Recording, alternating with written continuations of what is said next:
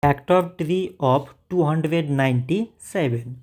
So 297, it can be written as 3 times 99. 3 times 99 means 297.